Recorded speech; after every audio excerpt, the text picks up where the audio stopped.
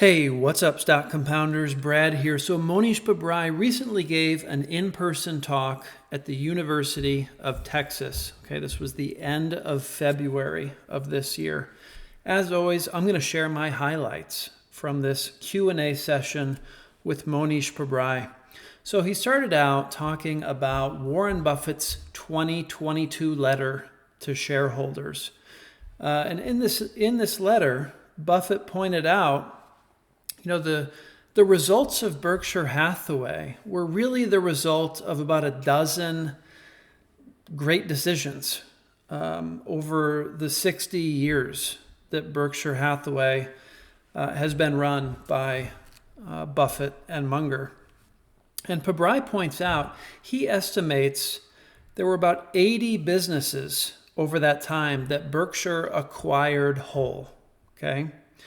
And maybe about 120 investments in public companies. So, and Pabrai says at least half of those were outright mistakes. Okay, so that's pretty incredible. You look at one of the greatest investors of all time in Warren Buffett. At least half of his investments were mistakes. Okay, so this isn't the game to have like a 95% hit rate when you're deciding what to invest in. It's actually a very different lesson here. Pabrai says the good news with the investing business is it's a very forgiving business. You don't have to be right very often. The key is to know when you're right and to be very patient with those investments, right? To let them play out, to ride those incredible investment decisions off into the sunset. Pabrai says the number one skill set that is important for investing is patience. This kind of gets back to the circling the wagons concept that Pabrai brought up in the previous Q&A session. He talks about Chuck Ockray's three-legged stool. Okay, the first leg, great economics. Okay, high return on investment without undue use of leverage. That's the first one, great economics. The second leg on the stool, a long runway for reinvestment. Okay, it's got to be a business that can grow, right, for a very long time, and take those earnings, reinvest it back into a business that generates high returns. Okay, that's the second one, long runway for reinvestment. The third leg, extremely high integrity management with skin in the game. Okay, so those are the three legs, and that's been the playbook for Chuck Ockray for decades, and he's done incredibly well over that time. Pabrai is asked about his investing process. He says, I really don't have anything homegrown in terms of investment philosophy. Everything is cloned and copied from somewhere else. And towards the end of the talk, he kind of circles back to this. And he gives the students a heads up. He said, if you ever meet Peter Thiel, I got to warn you, Peter Thiel's going to ask you a question. And it's a difficult question for most people. His interview question is, what do you know to be true that most of the world would disagree with you on? Okay, so it's sort of a contrarian idea in a sense. And what Pabrai believes, what he knows to be true, that not many people would agree with him on, is that leveraging cloning is such an advantage. It gives you such an edge in life if you are willing to copy what other people are doing, right? What other people are having success with. Adopt those into your own life. Leveraging cloning, standing on the shoulders of giants. And he points to Dakshana, right? His foundation. That was really built cloning another foundation, another philanthropic effort. Pabrai was like, hey, can I give you money to grow this thing? I really believe in your model. And he was like, no, I'm not interested in growing it. So Pabrai was like, well, can I just use your model? And the guy said, absolutely. That'd be fantastic. So much of Pabrai's success in life has been cloning the right things, figuring out what's really working for other people and adopting that. He's talking about the U.S. markets, right, versus markets in other countries outside of the U.S. One of the difficulties that comes up in the U.S. markets, it's a very heavily picked over market, okay? We have more hedge funds and mutual funds than stocks, and by a significant margin, okay? So there's so much horsepower in the U.S. There's so many smart people trying to find opportunities in the markets, right? Trying to find dislocations, trying to find where things aren't priced correctly.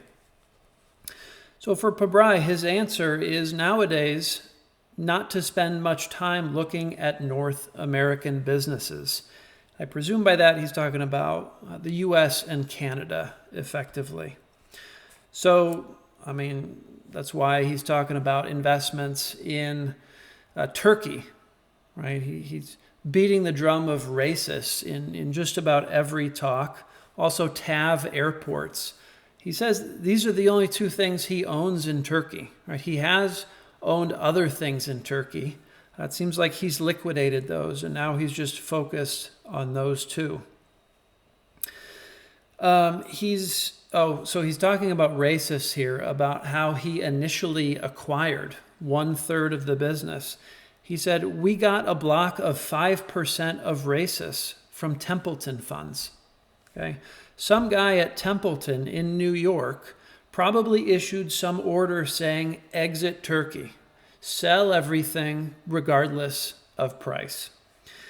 John Templeton would be turning in his grave knowing his firm is selling racists at 2% of liquidation value. Okay, so I hadn't known before that part of Pabrai's stake in racists was purchased from the Templeton funds. So that was an interesting little nugget. From Phil Fisher, if the job is done right, every sell decision is a mistake. Okay, I think that's in the book 100 to 1 in the stock market as well. And it took Pabrai a few decades to figure out. Okay, he did not have this framework from the get-go, and it's cost him quite a bit of money. Okay, there's some great businesses that he's sold out of that have been incredible compounders. For example, Ferrari. Crystal, I don't think he owned Crystal. I think that was Guy Spear. Mautai is another example. So there's been incredible businesses in the portfolio where his framework was, okay, when this reaches intrinsic value, it's time to sell. That is not Pabrai's current framework for managing the portfolio. If the job is done right, every sell decision is a mistake. So that's a pretty powerful concept. So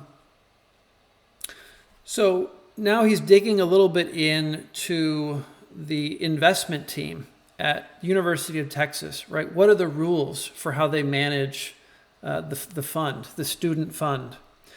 So he says, generally speaking, you will have more inefficiency in the smaller names. Okay, it's perhaps easier to find bargains in the market caps, say below $1 billion, below 500 million. So he hears back from them after saying that they can only invest in companies larger than $1 billion in market cap. So very sad situation there. So his advice to that, if the lower limit for the companies you can invest in is $1 billion, only look between $1 billion and $2 billion in market cap. And his advice is actually to look in Value Investors Club. Okay, that's a great starting point. So I pulled up Value Investors Club, and I just did a little search. Companies between 1 and 2 billion, US only. So I'll give the rules for the University of Texas Investment Club. Over $1 billion, US only, and they have to have 30 to 50 positions. Okay, that was upsetting for Pabrai as well. Pabrai funds, basically, his goal is to have 10 positions in the fund. In his retirement account, Mohnish Pabrai, I think he said he usually has somewhere between 1 and 3 positions in his retirement fund. So going to 30 to 50 is a huge divergence from that. In Pabrai's view, that would be very watered down, okay, over diversified, to the point of being diversified. So anyway, that's the criteria that University of Texas has to work with. So that's what I put in: long only, US only, 1 to 2 billion. And you can see there's a delay here. There's a 45-day delay if you aren't an active member, if you aren't actively submitting ideas that are being accepted by Value Investors Club. But that's fine, 45-day delay. We can work with that. So if you go back to February, 1, 2, 3, 4, 5, 6, 7. There's 7 ideas from February that meet the criteria of the University of Texas. So that'd be a great place to start. Looking for, what does he say here on the next page? It's hard to have a differentiated view with a high probability of playing out. Right? That's what you're looking for as an investor. A variant perception on a business. It has to be variant, because if it weren't variant, it would be priced efficiently. Especially with so many smart people looking at everything in the US, it's just very difficult to have that, a differentiated view with a high probability of that investment playing out. So regarding the investment criteria of the University of Texas, a few things came to mind for Pabrai. One, Warren Buffett told Ted and Todd, okay, the two managers under Buffett at Berkshire Hathaway, under meaning they manage less capital, but they manage their own portfolios, right? They don't have to get approval from Buffett on any of these decisions. But Buffett told Ted and Todd, I don't care if you put it all in one name. Okay, I think Ted and Todd each manage about $15 billion. They could put it in one name. Okay, there's no mandate here that you have to have 30 to 50 positions, or even 10, or even 5 positions. So that's noteworthy. And then Pabrai says, after 5 years of going through Turkey and drilling down into all these businesses, I have 2 investments there. Okay, like I mentioned, Races and TAV Airports. So this 30 to 50 positions, that's a little concerning. It's very tough to outperform the S&P if you have to have 30 to 50 positions. I get what they're trying to do. You know, there's a risk aversion, right? It's an endowment fund. You don't want to lose money. But I'm guessing with 30 to 50 positions, it's probably going to be harder to it's going to be harder to outperform the S&P. You're probably better off just buying the S&P. But it is what it is. Okay, just a few more that I want to touch on here. So on Occidental Petroleum, Charlie would have loved to have an investment in ExxonMobil with a commitment from management that they would do no more CapEx. They would simply run all the fields with the cash flows going to shareholders, okay, oil fields. Of course, oil companies don't think that way. Occidental Petroleum does think that way. They don't really have exploration going on. They have almost no speculative drilling going on. In effect, it looks like a CD, right? They're clipping the coupons. They have a huge gusher of cash flows coming out, and those cash flows are only going into buybacks and dividends. They're all being pumped out to shareholders. If Oxy was large enough, Pabrai doesn't think Berkshire would have gone to Chevron. He thinks the only reason Berkshire owns Chevron is that Oxy isn't big enough to satisfy Berkshire's appetite for that type of investment. So had to spill over into Chevron. The bet with Chevron and Oxy is a coupon clipping bet. He thinks Buffett looked at Occidental as U.S. Treasuries on steroids. So Pabrai's take on why Berkshire and Warren Buffett got interested in Occidental. And I think continue day to day buying more and more of Occidental. Last one on analyzing management. Okay. Pabrai cautions CEOs usually got to the CEO role because they're great salespeople. Okay, they're very optimistic. You can't listen to what they're saying, okay, because they're salespeople, right? It doesn't mean they're liars. They just have this kind of tinted worldview towards optimism, right? Towards motivating their people to be the best that they can. What you want to do when you analyze management is look at what they've done in the past. Look at their track record. Look at what the business has been able to generate in terms of return on equity, for example, in terms of reinvestment. Look at the last 10, 20 years of annual reports. See what management said they were going to do, and then see what management actually did. And if they fell short, did they own up to it, right? Were they honest about not hitting that target, or did they make excuses, or did they just not even bring it up anymore, right? You want management with high integrity, back to Chuck Acre's three-legged stool. And that integrity is going to come out through the years in what management does, in what management achieves, and what it owns up to and what it doesn't own up to. So he brings up racist again. Pabrai is the number one spokesperson for racist. He is their IR department.